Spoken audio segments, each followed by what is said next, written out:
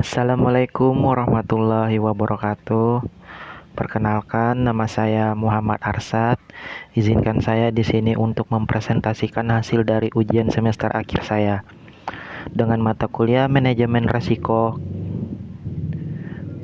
kelas MJ 510, Prodi Manajemen PJJ S1 dengan dosen Melinda Putri Nur Ahmadi, Sarjana Manajemen Project Base dengan NIM 2502010020248. Profil singkat perusahaan dan resiko pemasaran.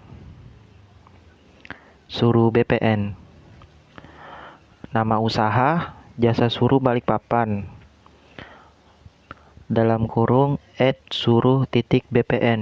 Jenis usaha jasa titip dan jasa bantuan atau errand service. Yang ketiga, wilayah operasional Balikpapan dan sekitarnya. Target pasar yang pertama untuk masyarakat urban Balikpapan. Yang kedua, pekerja sibuk. Yang ketiga, mahasiswa. Yang keempat, perempuan dan keluarga. Yang kelima, UMKM yang butuh bantuan pengantaran pembelian barang. Dan model bisnisnya berbasis layanan on demand, promosi dan akuisisi pelanggan melalui Instagram. Yang ketiga, pemesanan melalui WhatsApp dalam kurung link wa.me. Pendapatan berasal dari biaya jasa plus margin pembelian barang.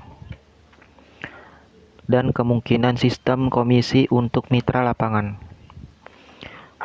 Ini merupakan profil dari suruh.bpn Jasa Suruh Balikpapan dengan followers 12,5 ribu. Resiko pemasaran utama yang pertama, persaingan tinggi. Kompetitor langsung atau jasa serupa dan kompetitor tidak langsung seperti Gojek, Grab, Maxim, Shopee Food, dan lain-lain. Perubahan perilaku konsumen. Yang pertama, konsumen menginginkan layanan cepat, real-time tracking. Yang kedua, lebih percaya platform besar dengan sistem rating dan review.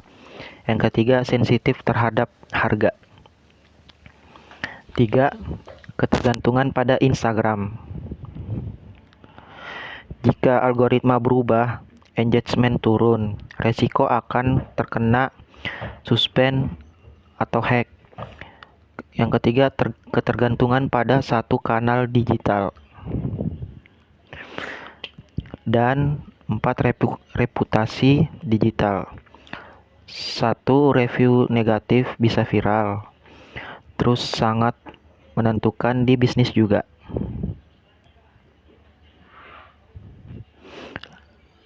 Dan kedua, resiko sumber daya manusia dan dampaknya menjadi resiko operasional. Resiko SDM yang berpotensi muncul. 1. Tingginya turnover mitra atau kurir. 2. Kurangnya pelatihan pelayanan pelanggan. 3. Moral hazard atau mitra membawa kabur barang. Yang keempat, kurangnya SOP standar pelayanan. Bagaimana resiko sumber daya manusia berkembang dan jadi resiko operasional? Di sini ada tabelnya. Resiko sumber daya manusia dan dampak operasional.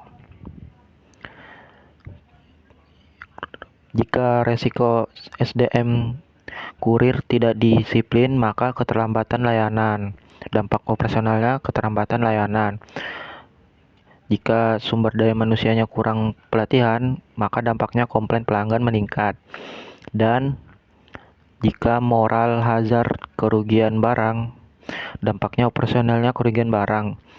Resiko jika kurang koordinasi, dampak operasionalnya kesalahan pengantaran. Akibatnya, Produktivitas menurun, kualitas layanan tidak konsisten, dan proses bisnis terganggu dan reputasi rusak. Di sini ada aturannya. Dengan adanya pesan ini, kami memohon untuk tidak langsung chat atau order langsung ke mitra ketika ingin order jasa apapun itu, harus melalui admin dulu. Ini aturan yang ada di mitra Suruh Balikpapan. Dampak resiko operasional terhadap keuangan dan resiko kredit. Dampak keuangan. 1. Refund akibat kesalahan layanan. 2. Kehilangan pelanggan tetap. 3. Biaya kompensasi kerusakan barang. 4. Biaya rekrut dan training ulang. Jika sering terjadi, maka cash flow terganggu dan margin keuntungan menurun. Resiko kredit yang mungkin terjadi. Piutang usaha. Yang pertama, pelanggan bayar belakangan. Kedua, resiko gagal bayar. Yang kedua, ada pembiayaan. Jika menggunakan pinjaman modal kerja, resiko gagal bayar cicilan. Yang ketiga, kerja sama pihak ketiga. Supplier tidak membayar komisi, mitra tidak menyetor uang hasil transaksi. Kita lanjut, ada 4. Yang keempat, asuransi untuk mitigasi risiko.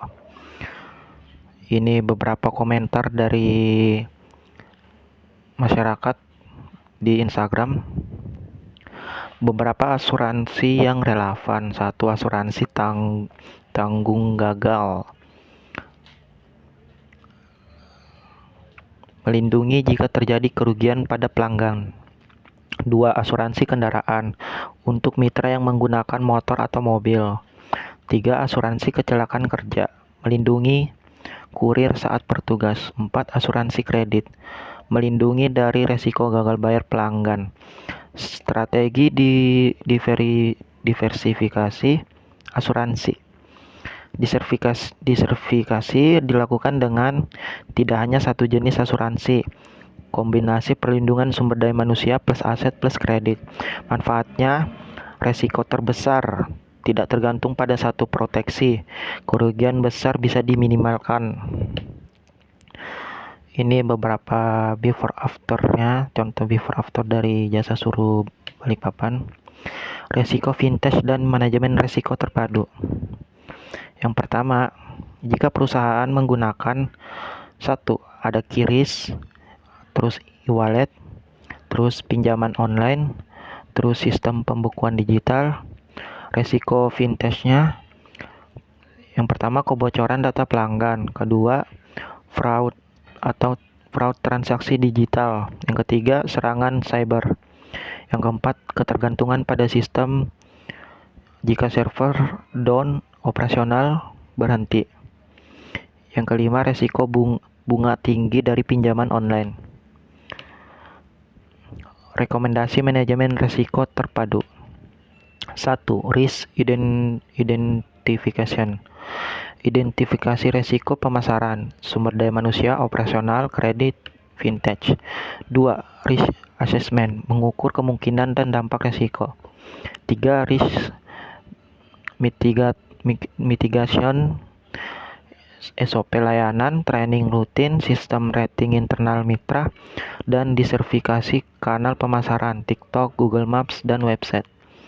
Risk transfer, menggunakan asuransi, kontrak kerja mitra tertulis. Monitoring dan evaluasi. Yang pertama, review bulanan performa, audit internal sederhana, pengawasan keuangan berbasis aplikasi. Kesimpulannya, jasa Suruh Balikpapan sebagai bisnis jasa berbasis digital menghadapi resiko utama pada aspek pemasaran digital dan kepercayaan pelanggan.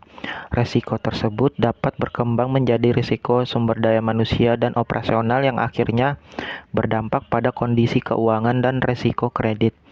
Melalui strategi manajemen risiko terpadu dan diversifikasi asuransi, perusahaan dapat meningkatkan ketahanan bisnis dan menjaga keberlanjutan usaha dalam persaingan industri jasa digital yang semakin ketat. Oke, itu saja dari presentasi saya. Kurang lebihnya mohon dimaafkan. Burung Irian, burung cendrawasih, cukup sekian dan terima kasih.